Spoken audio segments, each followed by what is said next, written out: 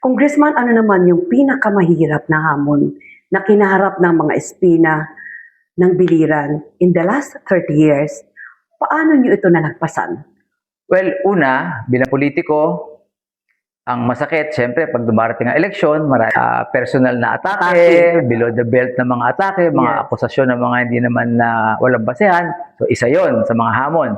Pero, through the years, sa mga dumaan na eleksyon, naipakita naman namin na kahit ano pang gawin nila, ang taong bayan nandyan, alam kung ano ang totoo, alam kung anong nagawa namin, sila ang sumasagot sa mga issues sa pamamagitan ng pagboto nila sa mga espina. Pangalawa, yung bilang politiko at public servant at may mga dumarating na kalamidad, kagaya ng mga talagang bagyong malalaki na talagang maraming mga nasirang mga bahay o mga trahedya. So isa rin yon na isang pagsubok sa amin bilang public servant na sa laki ng mga problema na idulot ng mga bagyong dumating o sakuna sa probinsya, naiaahon natin, naibabalik natin o naitatayo natin ulit ang ating probinsya. Yun lang naman nakikita kong isang party politika dahil alam mo naman, sa politika you cannot satisfy everybody.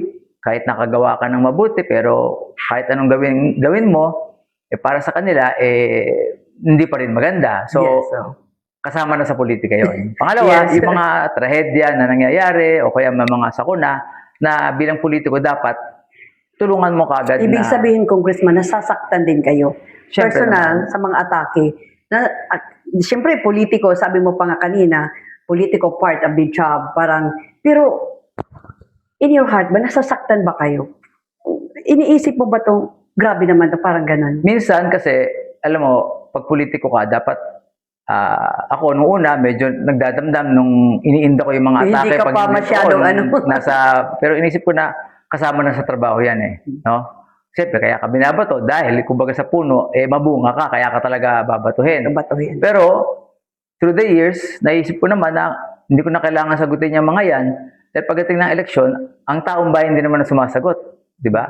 So, ba't ko kailangan bigyan ng isang pansin ang mga kritiko na puro salita? Di ba? Kung meron silang numbers, edi tumakbo sila at tignan natin sa eleksyon kung sinong gugustuhin ng tao. Dahil at the end of the day, kahit ano pang sabihin nila, ang taong bayan pa rin ang magde-decide kung sinong gusto nila. From then, Governor, to now, Congressman, how has your vision from your first term to today? How was that vision na kailangan ko ito matupad dahil kung hindi ako magiging successful na politician? Alam mo, simulan natin sa panahon ko nung nag-mayor ako noong 1998. Isang malaking challenge yun dahil sa aming magkakapatid, ako ang unang-unang pumasok sa politika. Ang daddy ko noong 1995 as the first congressman sa Lone District ng Biliran at ako yung pinatakbo ng mayor noong 1998. I was 27 years old that time. So talagang yun ang unang challenge na mayor ng Naval. Tama yung sinabi mo, wala pang mga kalsada noon. Wala pang mga wala pang...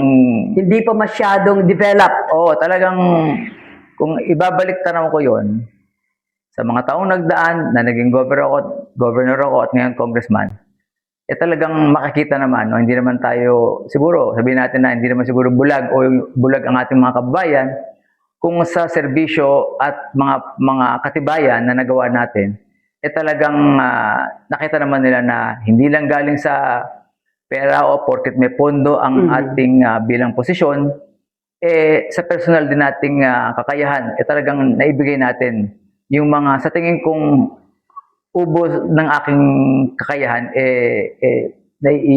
naipamahagi natin. No? At sa tingin ko, after this my political career, hindi ako mahihiyang umarap sa tao dahil alam ko namang ako yung taong hangga't maaari, walang kalaban, walang kaaway, walang di ba? Kasi ako yung peacemaker Kumbaga, kung pwedeng i-patch up dahil political lang yan. After that, magkakaibigan ulit, di ba? Kaya ako, kahit tinitira ako sa eleksyon, mga personal attack, never akong gumante, never akong nagsalita ng masama.